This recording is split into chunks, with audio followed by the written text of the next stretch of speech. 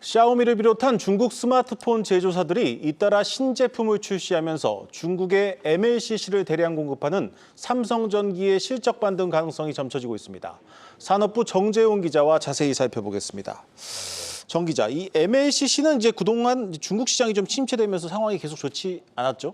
맞습니다. 이제 지난해 적극적인 코로나 봉쇄 정책으로 중국 스마트폰 시장은 직전 해보다 출하량이 14% 이상 감소했습니다. 10년 만에 출하량이 3억 대 밑으로 떨어져서요. 그러니까 2013년 이후로 10년 만에 최저치를 기록한 건데 중국 스마트폰 기업에 부품하는 부품 기업들까지도 타격이 좀 있었습니다. 대표적인 곳이 오늘 말씀드리는 이 삼성전기입니다. 삼성전기는 이제 스마트폰 카메라 모듈을 비롯해서 반도체 패키지 기판 등을 만드는데 주력 사업이 전자산업의 이제 쌀로 불리는 적층 세라믹 콘덴서 MLCC입니다.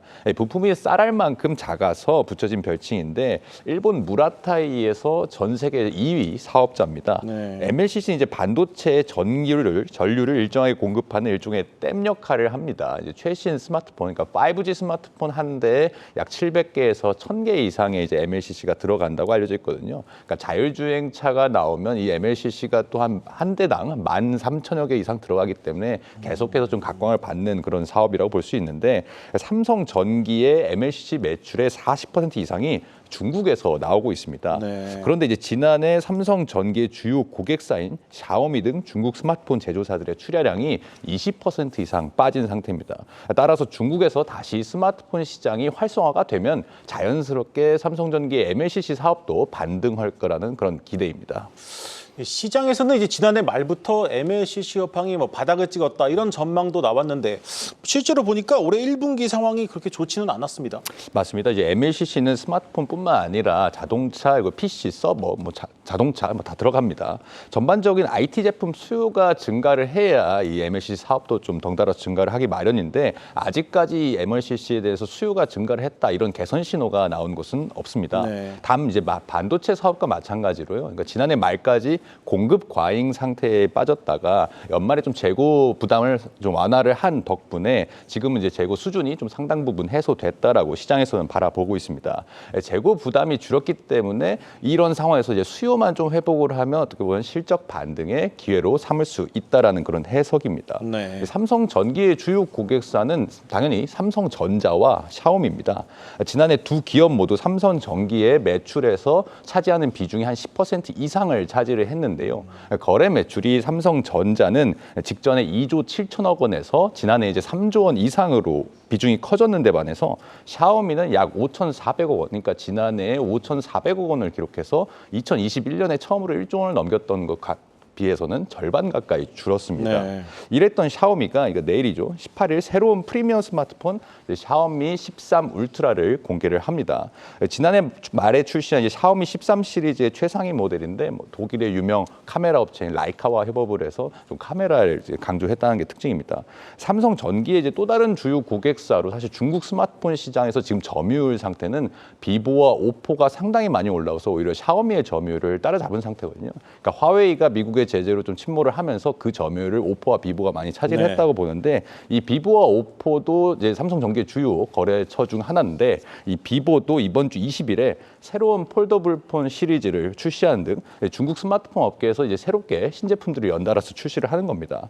올해도 이제 전 세계 스마트폰 시장은 사실은 지난해에 이어서 역성장이 좀 우려되는 게 사실입니다. 그러나 이제 적어도 중국 시장에서는 이미 봉쇄 정책으로 해서 지난해 꺾였던 게 너무 크기 때문에 올해는 그것보다는 회복세가 눈에 좀 띌 거라는 그런 분석이 나오고 있습니다.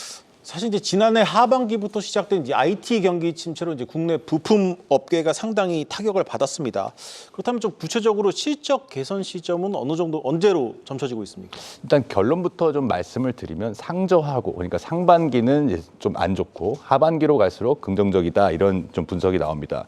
설명드렸듯이 이제 MLCC 업황 반등은 이제서야 이제 중국 스마트폰에서 새로운 제품들을 연달아 출시를 하고 있고 리오프닝 기대감도 좀 받고 있기 때문에 2분기 이후부터 내년부터 좀 나올 거라는 그런 신호가 나오고 있습니다. 스마트폰 카메라 모듈도 삼성전기의 이제 주요 사업 가운데 하나인데 삼성전자는 물론이고 이제 중국 제조사들에도 공급을 합니다. 중국 스마트폰 시장이 활기를 찾으면 MLCC와 마찬가지로 반등 기회가 생길 거라는 분석입니다. 또 이제 하반기에 좀 주요 이벤트가 하나가 남아 있죠. 이제 삼성전자가 5번째 폴더블폰 시리즈를 이제 시장에 한 8월 정도에 출시를 하려고 예정이 돼 있습니다. 네. 시장에서는 반도체 업황 반등 시기도 하반기로 보고 있기 때문에 뭐 데이터 센터 서버 수요가 증가에 따라서 패키지 기판 수요, 그러니까 전반적인 IT 제품의 수요가 증가할 거라고 좀 보고 있습니다. 그렇기 때문에 상반기에 좀 저점을 노렸다가 하반기에 살아날 수 있다 이렇게 보고 있는데 이에 따라서 실적 그래프도 1분기에 최저점을 찍은 후에 꾸준히 우상하는 모양이 만들어질 거라 그런 분석이 있습니다.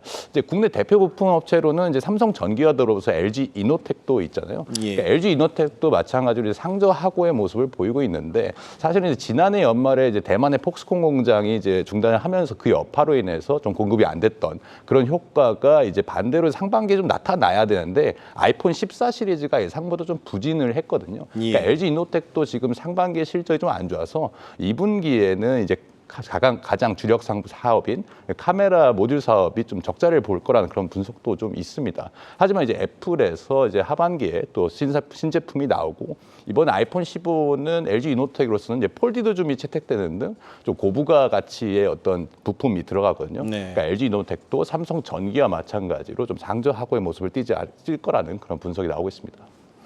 네, 국내 대표 부품 업체들의 반등 기대해 보겠습니다. 산업부 정재용 기자였습니다.